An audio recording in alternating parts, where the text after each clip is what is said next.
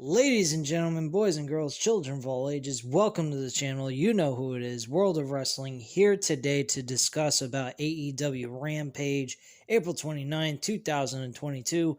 You guys may be wondering why the hell it took me this long to do Rampage.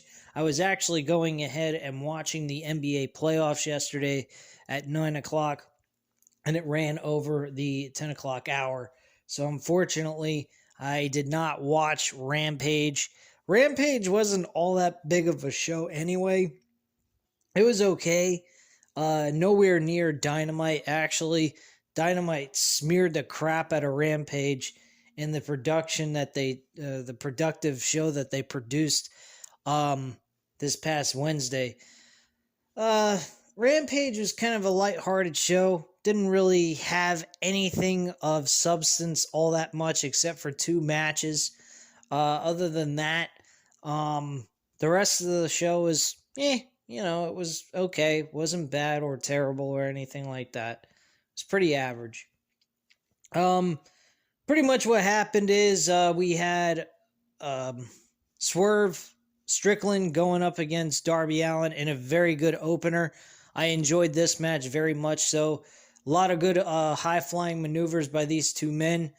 And there was a distraction by Ricky Starks, causing Swerve Strickland to winning the match, and then he ends up losing by a very creative roll-up pinfall by Darby Allin. I actually like this. He basically kind of made it look like he was going to do a sharpshooter, and he ends up actually performing a specialized pinfall maneuver instead of your typical schoolboy roll-up pinfall. He actually does a unique style to it and modifies the roll-up pinfall, which I thought was very creative by Darby Allin in this match, and that's how he won. So good work by both of these guys, though. Way to open the show. Next match after that was actually Jade Cargill and her baddies, which is Kiera Hogan, formerly part of Impact Wrestling, and also they had Red Velvet part of the team. The other team I'm not too familiar with except for Nightingale, Wallow Nightingale. That's about the only person I know from the group that she was on. Her two partners, I have no idea who the hell they were. I wasn't really paying all that much attention. Pretty much the match was a one-sided beatdown by the beginning to end. Nothing really special happened there. So I wasn't really all that impressed with this match. Jade Cargill, though, looked good in the match. It was very one-sided, though. And the match only lasted maybe 5 minutes, and that was about it. So much for a 6-woman tag team match, huh? But not a bad match nonetheless. It was just okay, whatever. I got to highlight Jade Cargill in a way to make her look good, basically, is what I got out of this match. The next match after that was Keith Lee going up against Colton Gunn. This match was alright as well. It got Keith Lee a moment on the show to just perform, get a tune-up match, I guess you could say. And that was pretty much what we got out of that. And Keith Lee wins the match easily with no problem. Also, on top of that, we had some segments that took place on the show as well. We had a moment where Darby Allin was a little upset about how he won his match. He looked at Swerve Strickland and said, "Look, man, I am really sorry about how that match went down. If you want to have a rematch and redo this whole thing, let's do it." He said, "No, dude, I know it wasn't you. It ain't your fault. The Ricky Starks wanted to play with me and screw me over. He accomplished that. There ain't no need for us to do a rematch and all that stuff. You just go ahead and win this dang tournament and do the whole thing and run through it all and win the whole thing. And that would make me feel a lot happier if that happens. I mean, because he said you earned it, but it wasn't your fault. It was just the schmuck Ricky Starks," which he says, "I'm just going to have to call my homeboy Keith Lee. We're going to have to take care of business again with these two assholes," pretty much is what he was saying there. So that was pretty much what happened there. We also had a build up between Jeff Hardy and Bobby Fish for Dynamite's episode where they're going to compete to qualify for the Owen Hart tournament.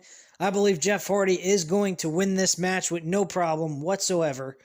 Well, it's going to be a competitive match, I will say that, but it's not going to be where Bobby Fish beats Jeff Hardy. They already have Kyle O'Reilly in the tournament anyway, so I don't think they need to have Bobby Fish in there on top of it.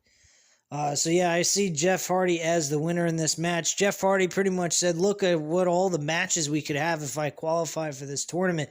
I mean, we got Darby Allin. First person he said was Darby Allin. I couldn't even fucking believe it. Because that's actually the match that I think is going to be the finals for this tournament. Samoa Joe is another person he would love to face, which I believe they did wrestle in TNA at one point. They had to. I mean, they worked in the same fucking promotion, so I would imagine they've at least wrestled once or twice. On top of that, he also mentioned Kyle O'Reilly and the other performers that are in this tournament that he thinks he will have amazing matches with. So I think that's going to be awesome when they put him in this tournament. Bottom line. The next thing that took place on this show, Bobby Fish cut a promo with his group. And he pretty much said he's going to get run through Jeff Hardy on Wednesday night, and he believes he's going to walk away the winner and move on to the Owen Hart tournament, which I don't believe is going to happen. At least I hope not. Because Jeff Hardy and Darby Allin is the match I'm looking forward to. I've been looking forward to it since fucking Jeff Hardy has come into AEW. So that is definitely something I think a lot of people should be looking out for in this tournament. Whether it's in the beginning, the middle, or the end, I don't know. But these two will go at it one-on-one eventually in this tournament. There's a possibility they may even have a Darby Allin versus Adam Cole in the finals. I also forgot about that. Adam Cole is in this tournament, so it might be Adam Cole versus Darby Allin in the finals, and that may be the final match in this tournament. So keep an eye out for that idea as well to take place. So yeah, he's basically saying he's going to run through Jeff Hardy, and that's pretty much what the whole promo is about. He says he's, and that's undisputed, elite. So whatever. Typical Undisputed Era mixed in with the elite type mentality in this promo. So the main event was for the Ring of Honor World Television Championship. Samoa Joe, the champion, going in and defending the title against Trent Beretta. And this match was good as well. It was the same quality as what we got from the other match from the beginning, Darby Allin and Swerve Strickland. And I think they delivered on this match pretty well. It definitely was a match that people would have enjoyed on Dynamite if it was like the mid-card portion of the show, like around the 9 o'clock hour. I would have been okay with that if they were even to put it on Dynamite. But this was a good way of ending the show with the Ring of Honor Television Championship. And have really no complaints with the match. The ending pretty much happened with Samoa Joe submitting Trent Beretta out with a rear naked choke, and that's how the match ended. After the match ended, we got a handshake between these two men, and then Tony Schiavone was trying to do an interview with Samoa Joe, and Samoa Joe was interrupted by Jay Lethal again. Apparently, Orange Cassidy wanted to step up to the big man, Satin Singh, and he got his ass kicked, as well as everybody else. Jay Lethal and Samoa Joe were battling in the middle of the ring, and were separated by security guards and so forth, and we were left with a little bit of a cliffhanger, I think, which is unusual for Dynamite to do. They haven't done that in a while. I'm actually really liking the storyline build between these two guys. I think this is good. I think the MJF Wardlow is as good as well. I would like to see a little bit of a change with Wardlow and MJF, though, personally. Just the structure of this seems to be repetitive. And I kind of hope they do something a little different. Maybe go back to the drawing boards and see what they could do that's different than what they've been doing with these repetitive rematches that Wardlow continuously has with a new opponent that MJF selects for him to wrestle on the next Dynamite episode. So I think that is getting a little stale in my book. But outside of that, that's really the only thing they need to work on with Wardlow and MJF. Jay Lethal and Samoa Joe, I am liking this. There's slight build going on here, slowly but surely. It looks like it's kind of becoming the primary focal point for Ring of Honor television, while it's on AEW Dynamite, which is a little different. But yeah, I'm pretty much okay with a lot of stuff that's taking place here. I do believe there's a little bit of things that need to be fixed within the company.